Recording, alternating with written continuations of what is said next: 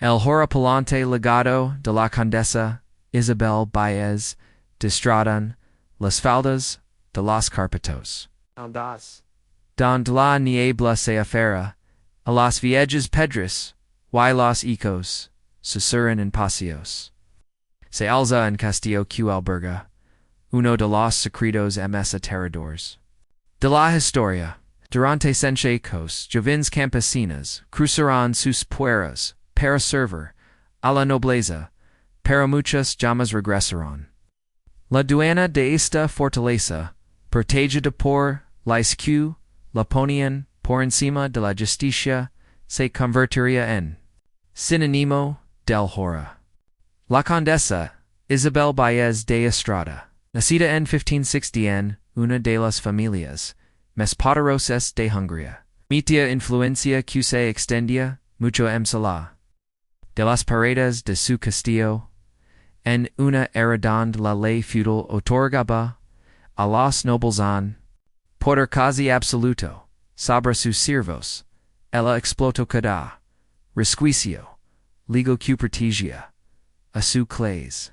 Este sistema diseñado para mantener el orden social permitiría lo que muchos historiadores consideran la asesina en serie más prolífica de la historia. Las historias que surgían del castillas de Shaktis desafían la comprensión de testigos. Hablaban de cámaras de tortura don Jovín soportaban sufrimientos inimaginables. Describían instrumentos de dola cámaras de hilo y actos que superaban los límites de la crueldad humana.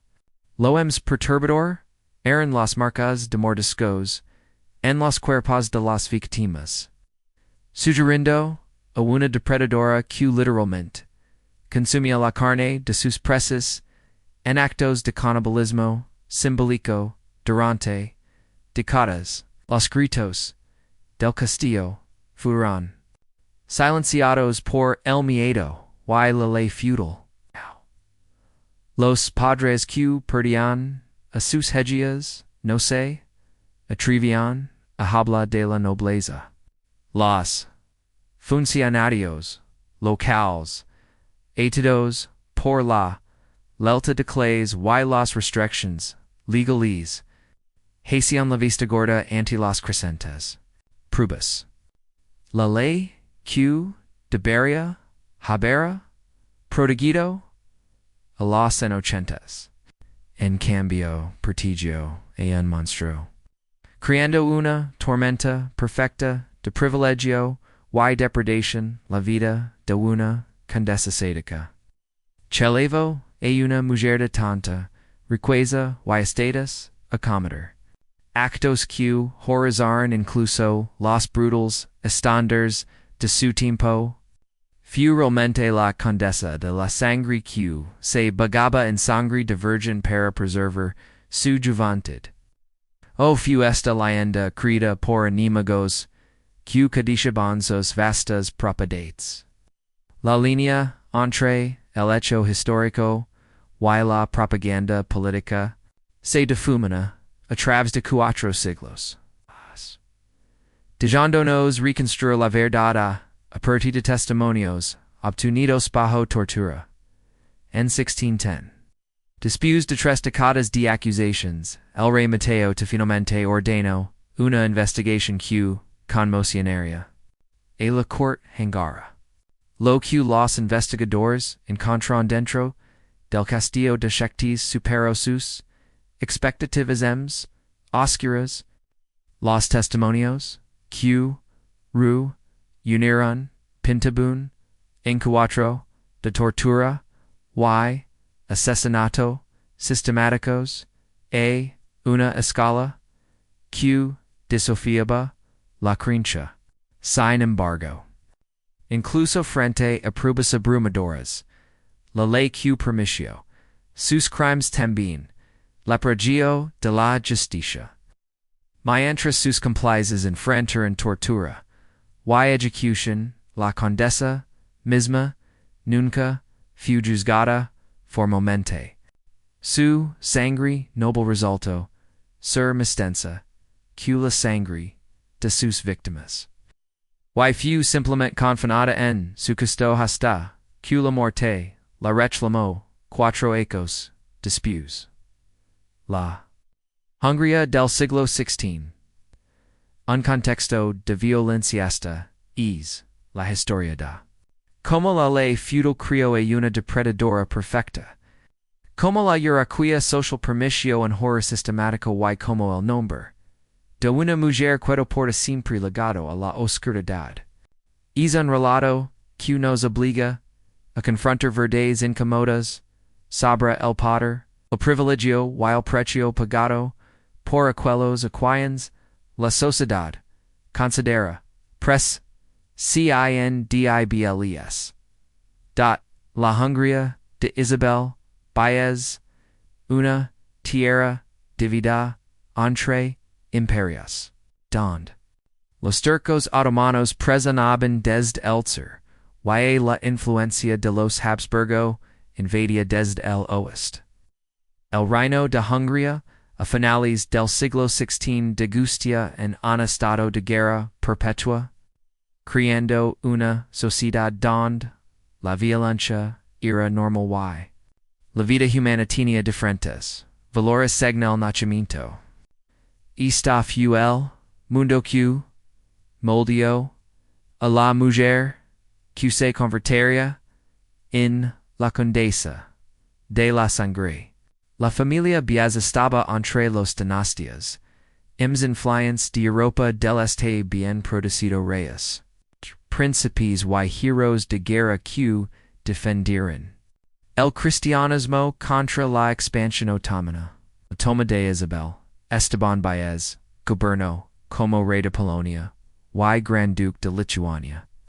Su familia controlaba vastos territorios, comandaba ejércitos privados, y se movía en círculos donde el poder era absoluto y la rendición de cuentas prácticamente inexistente. Los escalofriantes métodos de tortura naquita en 1560 en la Cid. Familiar de Nerbau, Isabel entró en mundo donde su estatus elevado nunca fue cuestionado. El sistema feudal que gobernaba la sociedad húngara creó jerarquías regidas donde los nobles poseían derechos que parecían tiránicos para los estándares modernos podían administrar justicia en sus tierras, inclinando la pena capital, sin supervisión de las cortes reales. Los siervos eran perpetuados en todo menos en el nombre, atados a la tierra y sujetos a los caprichos de su sena. Los métodos atributos la condesa Baez revelan una mente que transformaba la crueldad en arte. Seglos testimonios reunidos durante la investigación de Etienne Lobaischer. Sus técnicas de tortura evolucionaron desde simples palizas hasta elaborados rituals de dolor que podían durar semanas. Cada método parecía diseñado no solo para herir, sino para explorar los límites del sufrimiento humano mientras se mantenía la conciencia de la víctima. El mayor tiempo posible, el deseo del castigo facilitaba estos horrors.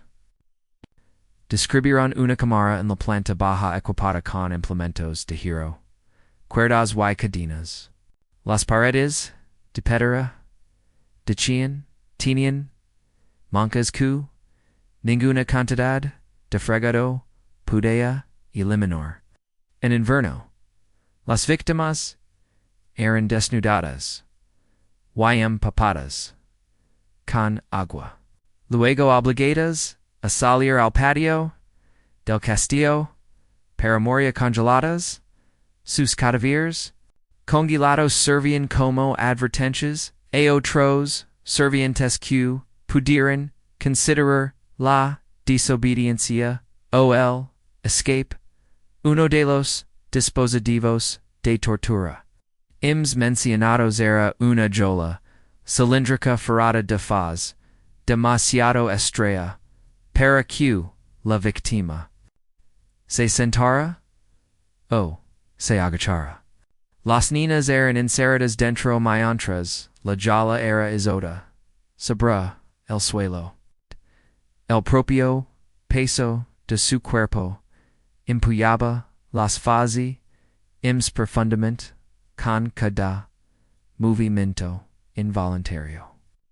La condesa supuestamente observaba estas sesiones con el interés desinteresado de un filósofo, natural observe, un experimento.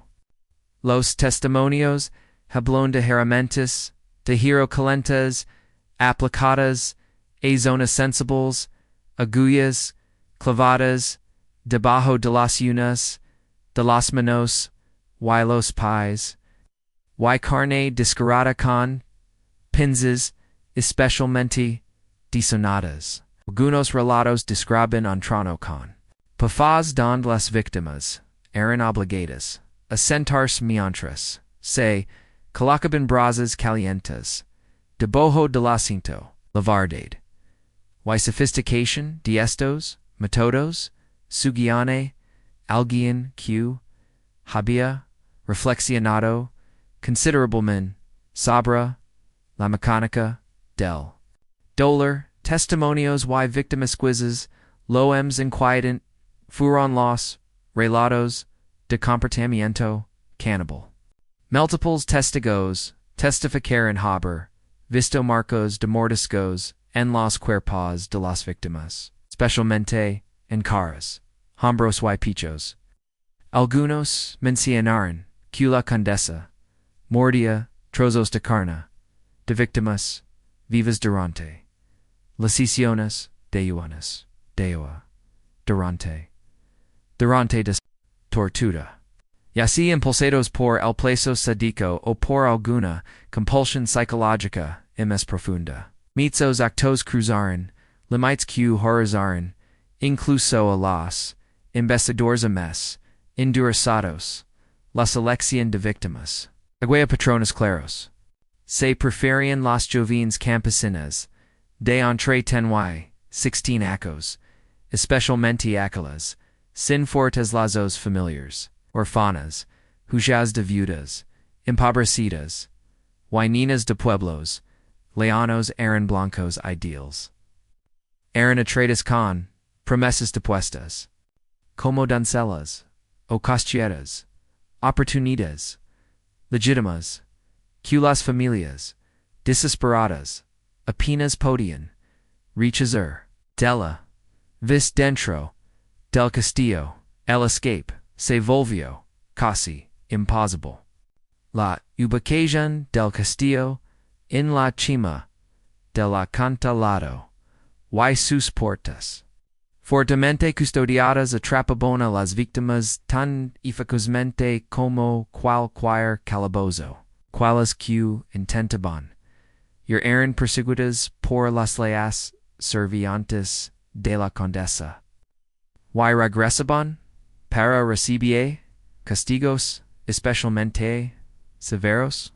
El castillo funcionaba como un sistema cerrado don las reglas normales de la sociedad deaban de aplicarse. Dat la primera víctima documentada, cuyo nombre ha llegado hasta la historia fue una niña de 12 años llamada Elia Hurtado. Según el testimonio dado por la lavandera de Isabel, Elia fue golpeada tan severamente que su cuerpo tuvo que ser escondido hasta que las heridas sanaran lo suficiente como para que su muerte pareciera natural. Este patrón de ocultamiento continuaría durante décadas. Y cada encubrimiento exitoso en Valentinaria a la condesa, a mayores extremos, dot la cada y el duccio de los cómplices los registros de 1602 mencionan una quea presentada por el reverendo Juan Ponce de León Sabra, la muerte de una joven al servicio de Baez. La muchacha había sido enterrada, apresuradamente, sin los ritos adecuados, lo que despertó los sospechas del sacerdote. Su quea formal a los autoridades eclesiásticas fue desestimada después de la intervención de poderosos aliados de Baez. Esta señal de advertencia temprana fue ignorada, sentando un precedente de indiferencia oficial, un manuscrito, supuestamente de su puño y letra, documentaba by wusher víctimas. Otros testigos verificaron haber presenciado personalmente la muerte de entre 50 y 80 muchachas. Incluso los estimations ms prudence sugieren decenas de asesinatos. Actas. Aunque algunos relatos citaron la cifra en cientos, el número exacto quizás nunca se conozca, ya que muchas de las primeras víctimas probablemente fueron eliminadas sin dejar rastro. La investigación que finalmente puso bajo escrutinio al castillo de Chactas no comenzó por la preocupación por campesinos, sino por motivaciones políticas y financieras que hicieron vulnerable a Isabel Baez. Para en lo Baisher se había convertido nuna de las personas mis ricas de Hungría, y la propia corona tenía enormes dudas con ella. El rey Mateo tu debía una fortuna a la herencia de su difunto esposo por haber financiado con pagas militares contra los turcos.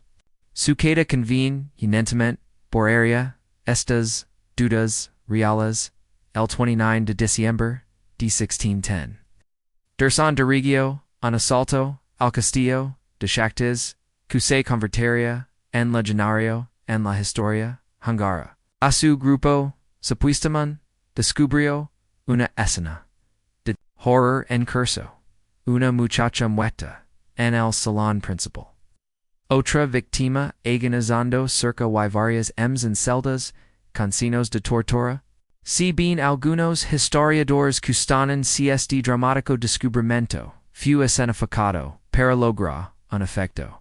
El asalto proporciona pruebas innegables de asesinatos sistemáticos. El juicio que siguió se centró no en la propia Baez sino en sus cuatro cómplices principales, Daria Centels, Elena Joven, Juan Uriel y Catalina Benitez. Estos plebeyos podían ser procesados sin desafiar la estructura fundamental del privilegio noble.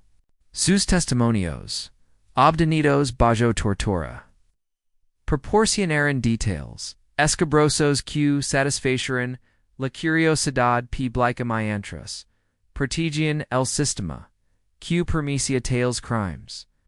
Las sentencias dictadas a los cómplices de Baez reflejaban las prácticas judiciales estándar de la época. Daria Centels y Elena Jovan fueron condenadas. A que se les arrancaron los dedos con tenazas calientes antes de ser quemadas vivas. A Juan Uriel se la decapitó antes de ser quemado. O solo Catalina Benitez, cuyo testimonio resultó crucial. Y, a quien se consideró menos culpable, recibió una pena de prisión. La condesa misma permaneció en un limbo legal. Actualmente nunca Fue juzgada ni condenada. fue confinada al castillo de Chactas por acuerdo familiar en lugar de una sentencia judicial. Esta solución extrajudicial preservó la dignidad noble al tiempo, que la aparto de manera efectiva. Sus hijos conservaron su herencia y títulos. Quitando la destrucción total cuhabria, seguido a una condena formal por tales crimes and horror que resuena hoy el legado de la investigación se extiende ms a la de sus resultados inmediatos.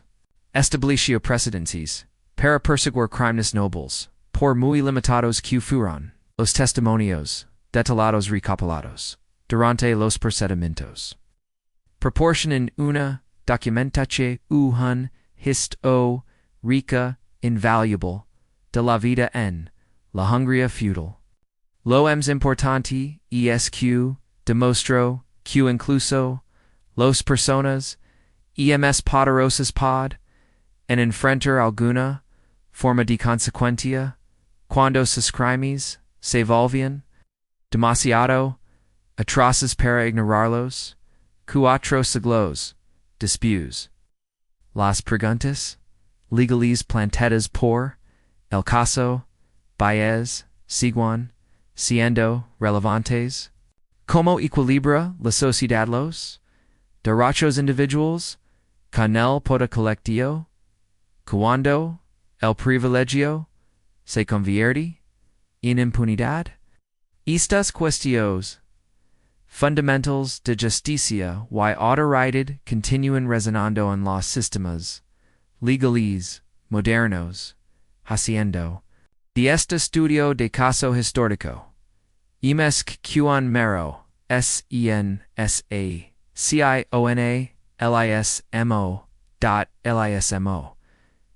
La historia aquí no serve como una curiosidad lejana, sino como un espejo para las luchas en curso.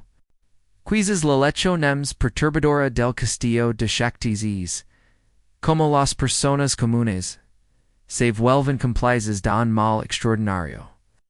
Las serviantes que, inicialmente, retrocedían ante la violencia, gradualmente se convertirán en participantes. Los funcionarios que, daberían, habor, investigado, aceptarán sobornos. Las comunidades que sabían que algo andaba mal permanecieron en silencio. Esta normalización gradual del horror advierte contra la suposición de que actuaríamos de manera diferente. Fundamental que plantea la historia de Erzsébet Baez no es si un individuo hizo un individuo era malvado. La historia proporciona amplia evidencia de la crueldad humana.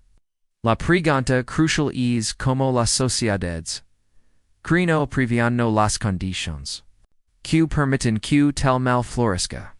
Todo sistema que concentra el poder sin rendición de cuentas, que cree clases desechables de personas, que valora el orden, sabra la justicia, contiene las semillas de su propio castillo de la crueldad, los gritos de castillo de Shaktis, no.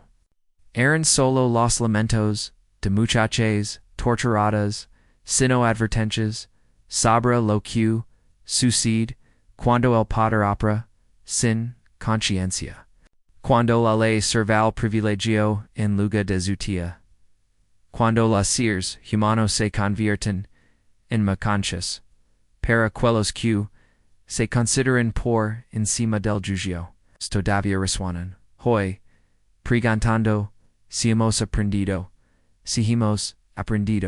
sus lecciones, o simplemente hemos encontrado nuevas formas de silenciarlos.